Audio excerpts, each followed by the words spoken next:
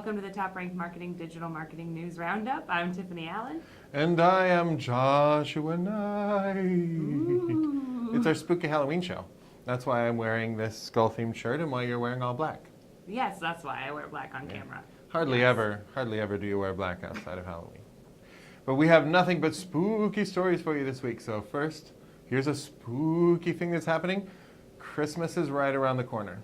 That's up.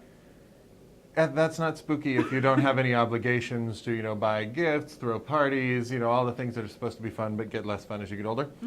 But I was looking at some articles about holiday retail, and so I would like to give a little bit of a holiday retail roundup, if you don't mind. Tell me more.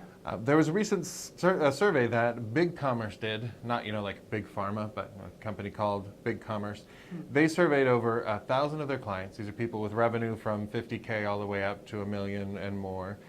37.5% said they were planning to start their holiday marketing 1 to 4 months earlier this year. Wow. Presuming some of them have already started. 88% of them expect an increase in holiday revenue. And 64% expect most of their sales to come from their branded website, so not from Amazon and not from their brick and mortar store, which I found interesting a little bit. Also, that makes sense to me because we just found out Amazon Prime has hit 90 million users worldwide. So they're blowing up in a big way, and partly because of this, online spending this year is it's projected to be more than brick and mortar spending for the first time ever. My goodness. So we're talking just edging out brick and mortar at 51% versus 49, right? But remember when we had that phone access to the internet barely edging out desktop, and that just kept growing and growing and growing? I believe that this is the tipping point, and that is going to keep happening. So everything's happening online, bricks and mortar, not so bricky, not so mortary anymore. Also, the average holiday spending, I just thought this was interesting, $430 on presents per adult. So I want to point out that the Nintendo Switch with an extra set of Joy-Cons and Mario Odyssey is about $430. So if you're looking to drop something on your favorite content marketer this year, and after you buy for them, you can buy that for me. Just keep telling you, Josh, we're not doing that this year. I just feel like it's okay. You'll get a candy cane and a card. Okay, maybe a new pop socket for my phone. I guess, if you're good. You want to talk about something spooky? Yeah. Can I tell you? Ooh. Google's AI is better at creating AI than the company's engineers. So officially, Skynet situation, taking over the world.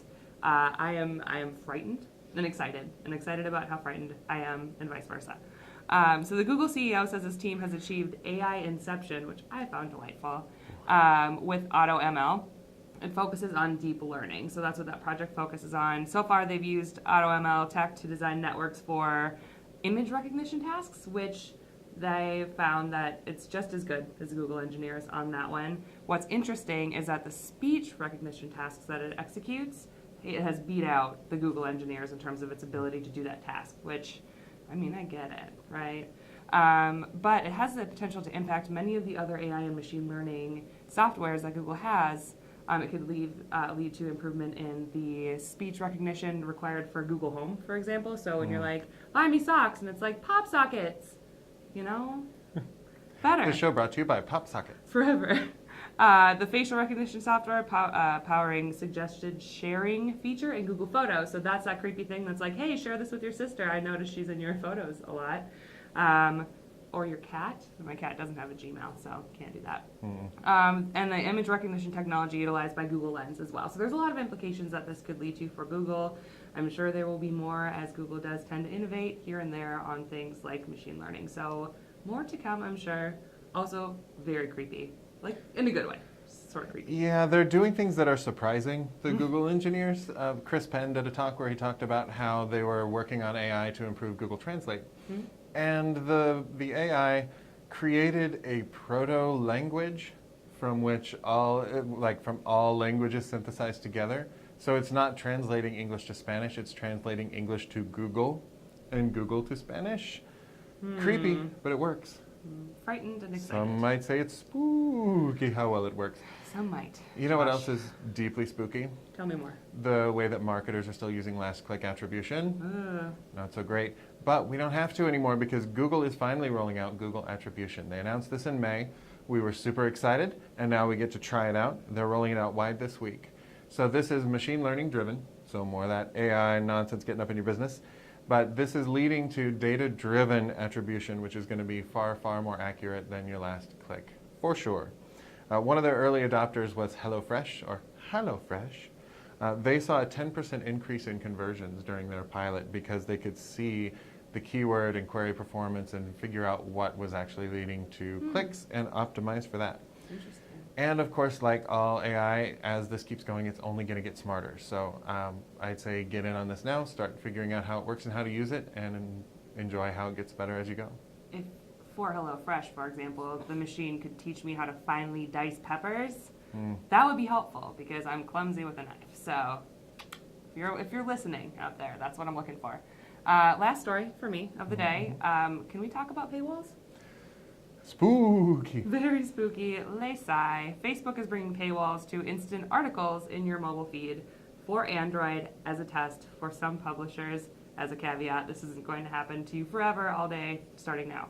But it's for publications like the Boston Globe, the Economist, the Washington Post, and things like that. Basically, if you want to unlock content from those outlets, you'll be taken from Facebook Instant Articles to their sites.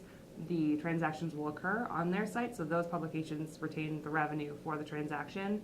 Basically, Facebook is trying to up its game as a media platform, so that's kind of what they're up to. So don't be afraid, however, be skeptical, right? So if you don't want to pay for articles, don't. Just back out. I think that pendulum is just going to keep swinging back and forth because, like, we need to give publishers what they want so they publish. We need to give readers what they want so they read. And we'll settle somewhere in the middle. Just want cat videos. That's what I want on Facebook. Babies. Don't paywall your cat and baby videos. I'm going to start doing that.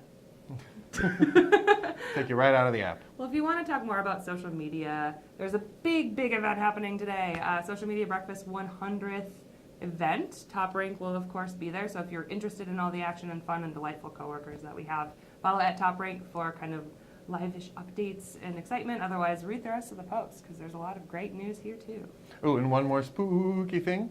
If you need help getting to the Social Media Breakfast or anywhere else this coming season, Netflix has partnered with Lyft to do Stranger Things themed cars that have like slugs from the down under on the ceilings, and like a monster kind of peeking its head through, and like light shows and everything. So if you love Stranger Things, then you should definitely do that. If you don't love Stranger Things, then you're probably not a human.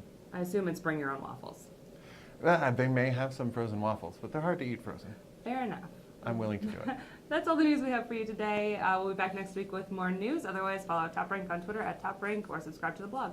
You can find me at Nitewrites. That's NITEWRITES. Bye-bye. Thanks for tuning in.